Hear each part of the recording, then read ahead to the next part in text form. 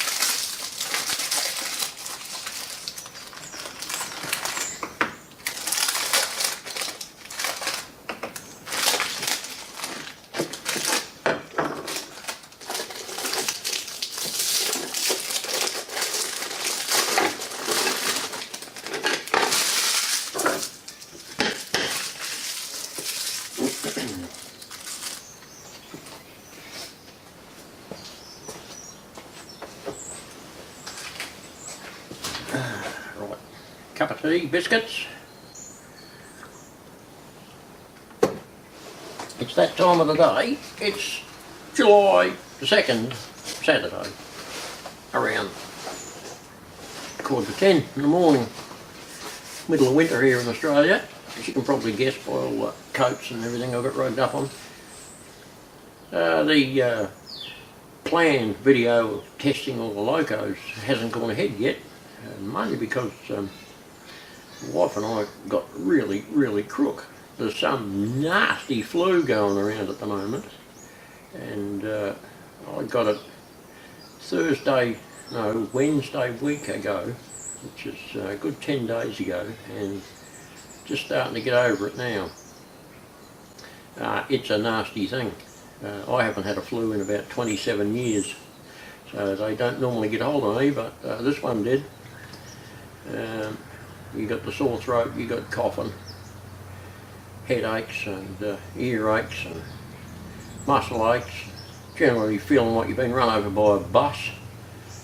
But thank Christ I'm coming out the other side of it. My wife's still pretty crook.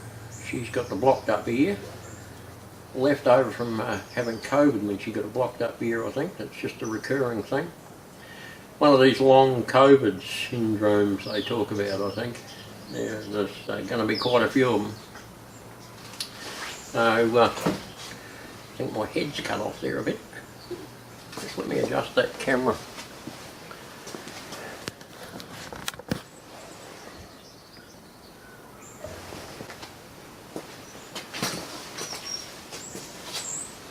I think that's a little better. Yeah, so that's what's been happening and not been happening. I had a few days off work, not getting particularly much done, forced through it, got a little bit done around the yard, not much in the model train department, got to have the head in the right space I think to do all that, and wasn't thinking real brilliantly. So we've soldiered on, coming out of it, and what we're up to now is basically this. First, a cup of tea and biscuits.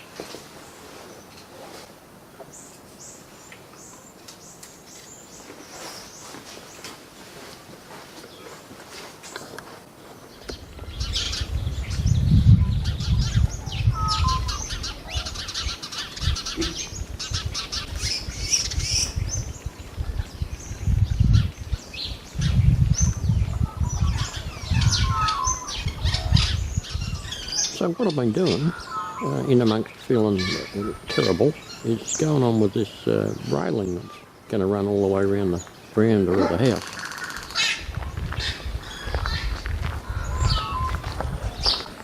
You do it in little sections in between the main upright supports for the verandas, and these little gaps in here are around 3 metres, 10 feet long, and you start off by putting a 90 by 90 post in the guts, and that ends so that the top rail can sit on that.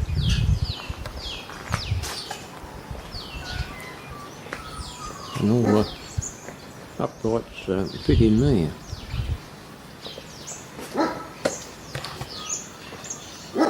There's a slot cut to slide them up into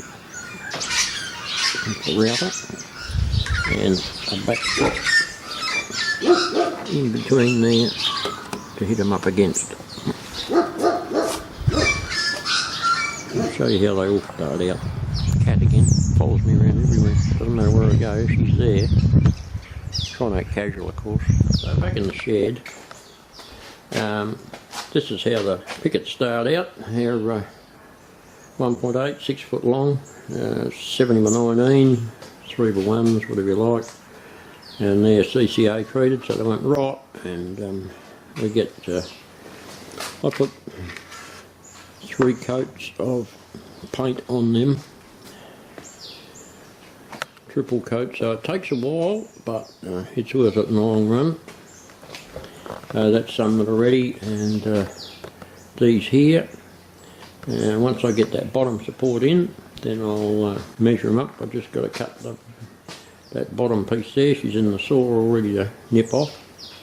And I'll just double check the measurements between the bottom and the top, so that I'll get two little upright pickets out of each one of these long ones.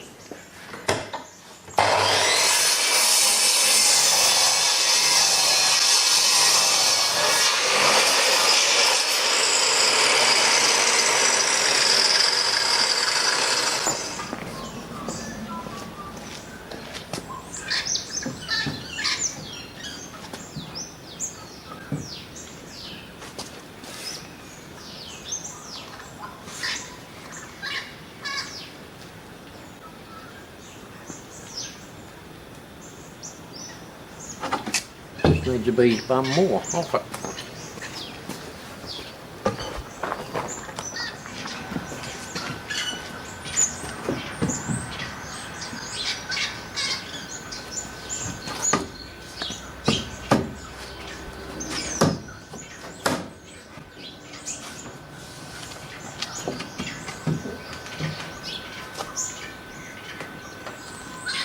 I reckon we'll be pretty right there. Get some little bracket.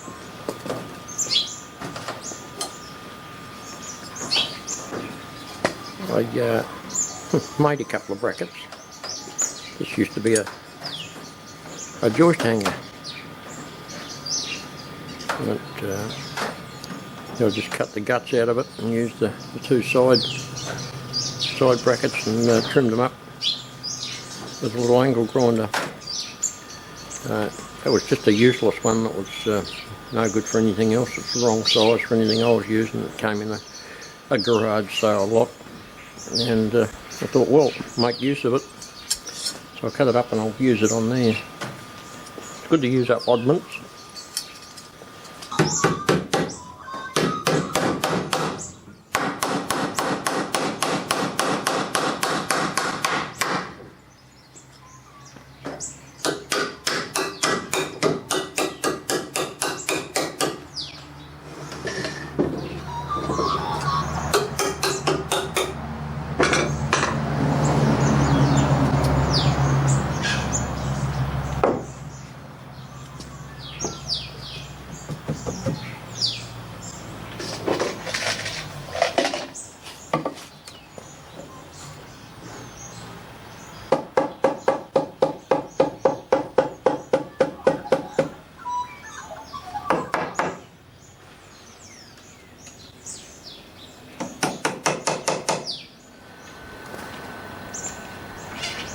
With the distances between the slats, I said before, there's a secret little formula for doing that. Well, I made up a little tiny spreadsheet with all the relevant calculations in it, and all we're going to do, put in the little spreadsheet, is the length between the posts and how many slats you want to put in there.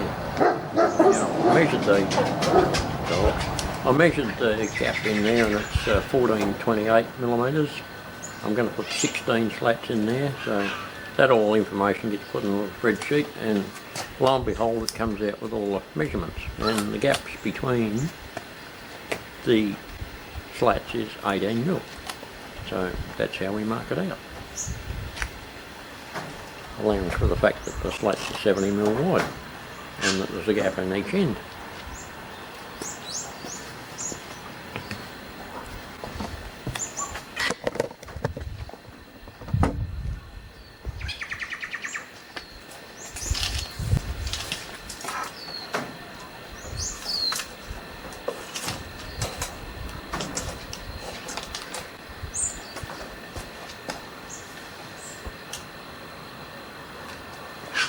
So we put our 18 mil at the start,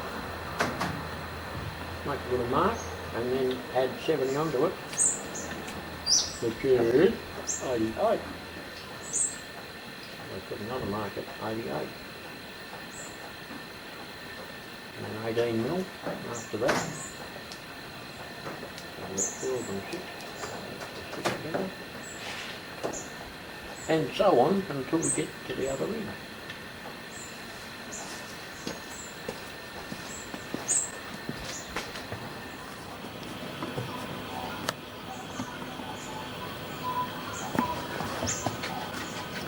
So we've got our little slats ready to put in.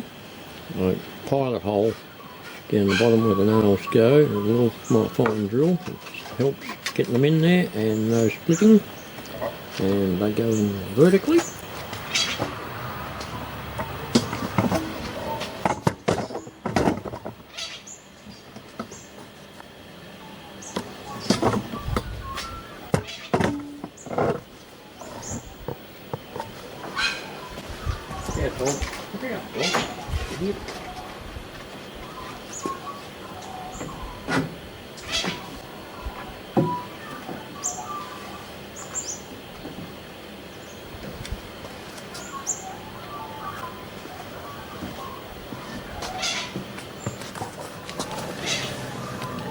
So we use our little mark that I'll put there before, and we'll line up the edge of the board, and we'll get one nail in there to start with to hold it into place.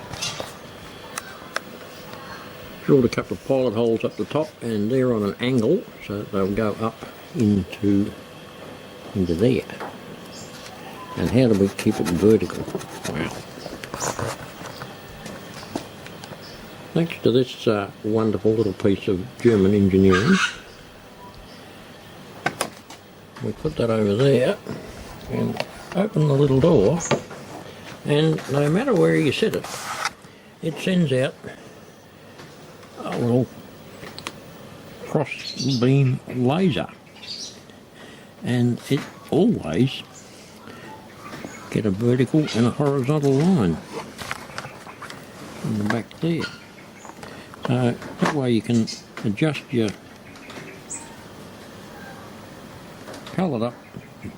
picket up and down sideways so that it's just right, and we do that with every one, and they come out nice and vertical.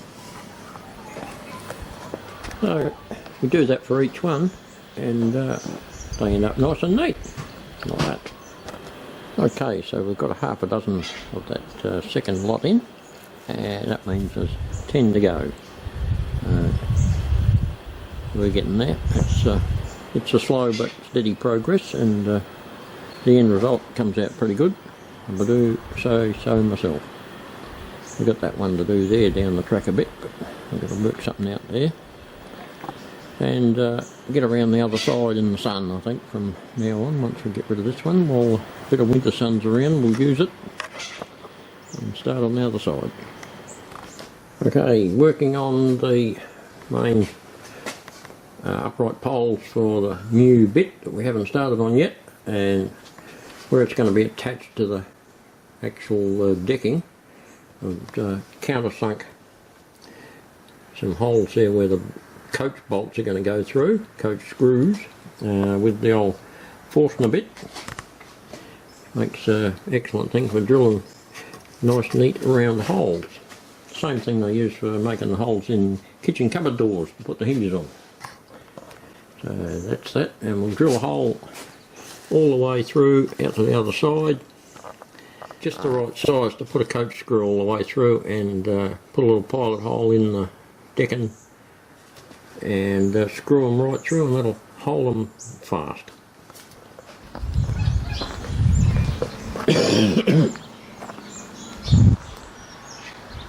Dog. It is now the next day, and I have finished off the uprights in that section there. Now that's starting to look pretty smick, and next job is to carry on around the other side of the house. Right, progress so far is that got the two 90 by 90 uprights in the middle of those two sections that we'll be starting on next. So it's a matter of getting the horizontals sorted out, placed in there, and continue on painting the pallet, the pickets for the uprights, cut them to length, and just do what we did the other side. Right, here's our horizontals, got a bit more paint on them, out drying. This one that hasn't got the paint on this side, that's going to be the top one. I've got to cut the groove right up the guts of that for the pallet pickets to sit up into. And we'll do that, carry on, and we'll catch up with you in the next one as we do a bit more.